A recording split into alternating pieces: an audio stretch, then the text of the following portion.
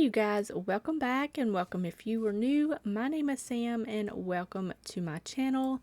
Today we're making a super cozy meal. I have not had Sloppy Joes in quite a while. I don't even remember if I even have a Sloppy Joe video on my channel, but that's what we're going to be making today. I'm going to start out with making my homemade bread. This is on my blog. I will leave all links in the description box below for you guys. My stomach just does not do too well with store-bought bread, so we're going to make our own. We're going to start out with some water, some salt, avocado oil, any kind of neutral oil, a little bit of honey. In our bread machine, you can do this in a stand mixer or by hand if you want. And then we're just going to add in some flour. I'm doing unbleached all-purpose flour. I'm going to add about 3.5 cups of flour in there. And then we're going to add in some yeast. You can do instant yeast or just regular yeast. I like to do instant yeast because it's what I have on hand. I bought it in bulk at Sam's Club, so I've got a ton of it. I'm going to be using instant yeast. I'm going to use about 2.5 teaspoons of that. Put that right on top of the flour, and then we're going to put this in our bread machine. If you're doing this by hand, you can just put this in a oiled bowl, and I'm going to let the bread machine do the work for me. We're just going to do it on the knead mode, so it just does all the work.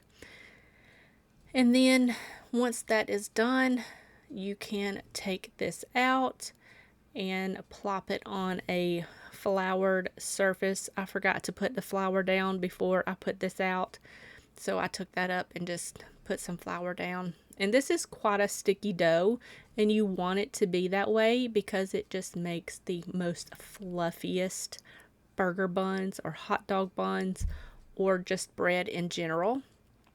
So you're just going to knead this into shape this into a ball, and then you're going to divide this into however many little dough balls that you want. I think I did either 6 or 8 little dough balls here because I want to make kind of a smaller burger bun.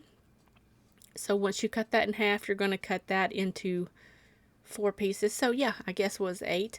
I thought it was 6 pieces for some reason, but we're going to do 8. Just cut that in half, cut each half in half to make 4 little sections, and then you're just going to shape these into balls. You're going to tuck the outside in on itself and kind of put it on the counter, kind of pull it towards you to make a little rounded tight top to the dough.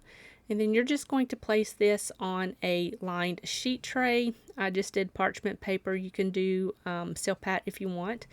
And you're going to kind of gently smash these down because you want the bottoms to be flat and the top to be rounded. So you're just going to gently press those down.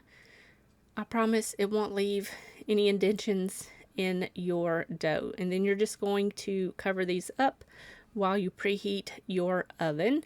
I'm doing 400 degrees because I'm also doing some wedge fries. So you're just going to cover those up, place them in a warm plate while your oven preheats. Now we're just going to start on the wedge fries. You guys, I don't know if my day would be complete without some form of carb. We eat rice and potatoes quite a lot here because we just love our carbs. So you're going to wash your potatoes. You can peel these if you want. And then you're just going to cut these into good size wedges and put those on a lined sheet tray. You can do a Silpat because you'll see later this parchment paper just got on my last nerve trying to flip these over. But anyways, you're going to add some oil, season these up with some salt and pepper and whatever kind of seasoning that you like. Today I am using this delicious elote seasoning. This stuff right here is so good. It's a little on the spicy side if you go heavy-handed like I did, but it's so delicious.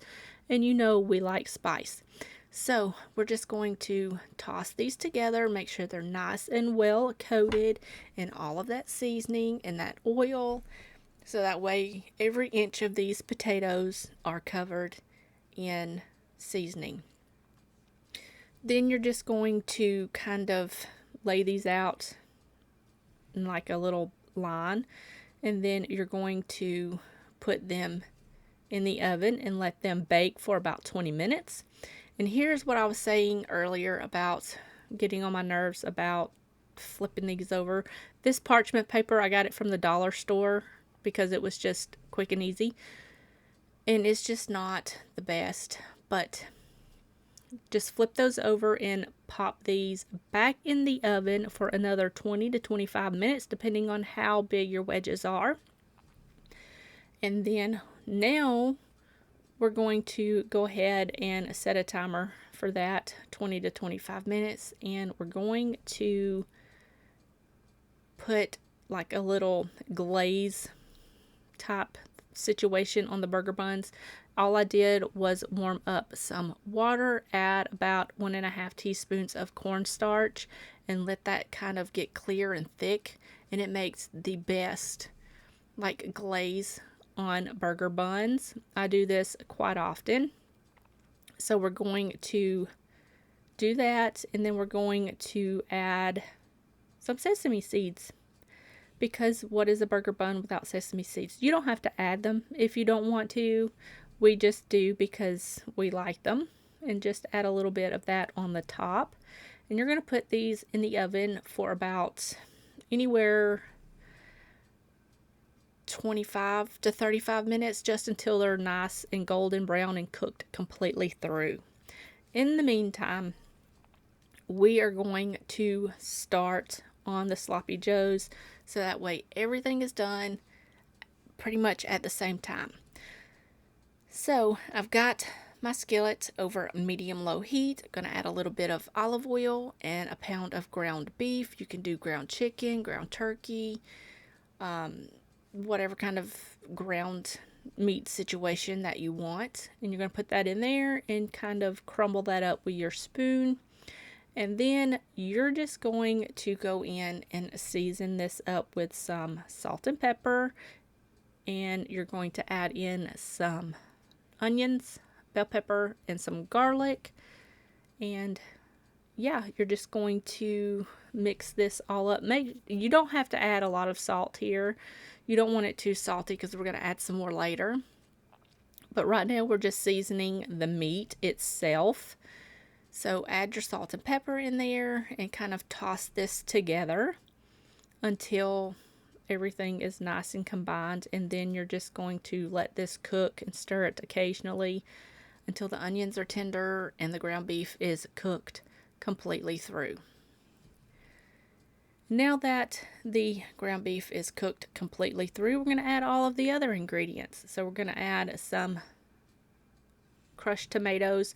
I do not like adding ketchup in my sloppy joes. I just do not like the flavor, so I just add crushed tomatoes or tomato sauce. I think it gives it a better flavor. And then you're going to add in a little bit of water, some brown sugar. You're going to add in about a tablespoon of chili powder and some Worcestershire sauce. I added about 2 teaspoons. It was all I had left.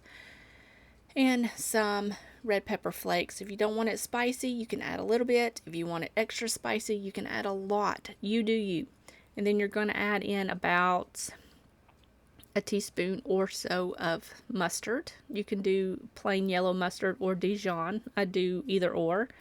And then season it again with some salt and pepper. And then just give this a stir. And you're going to let this cook at a simmer, maybe low-ish heat, for about 15 to 20 minutes until it gets as thick as you want it. You can taste it for seasoning and add more salt and pepper or red pepper flakes if you need to. Now we're going to take the fries out and check them for doneness. I just use a knife or a fork to make sure that they're cooked all the way through and that they are nice and golden brown. And then everything is pretty much done at this point. I'm going to give the Sloppy Joe mixture one last little stir before we move on to toasting our buns. You guys, this is so delicious. If you love Sloppy Joes, you're going to love this one. Now we're going to go ahead and toast our buns. We like our burger buns toasted when we do like burgers or Sloppy Joes or anything like that. I just find it gives it more flavor.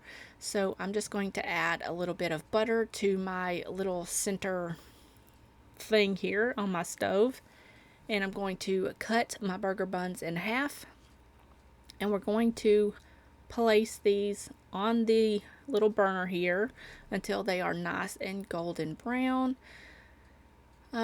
This one here didn't really get too brown, so I just put that back on there, kind of shimmied it around a little bit. For some reason it helps it get a little bit more color to it. And now we're going to make our plate, and yeah, so I'm just going to add my Sloppy Joe buns. You can make this a sandwich. I like mine kind of open-faced. My husband and my daughter likes theirs in sandwich form. I just like getting in there with a fork and kind of smushing it up and eating it with a fork, but you can eat it the sloppy way if you want to. And yeah, this is pretty much it. I hope you guys enjoyed the video. If you did, give me a thumbs up. Leave me a comment in the comment section down below, and I will see you guys in the next one. Bye, y'all.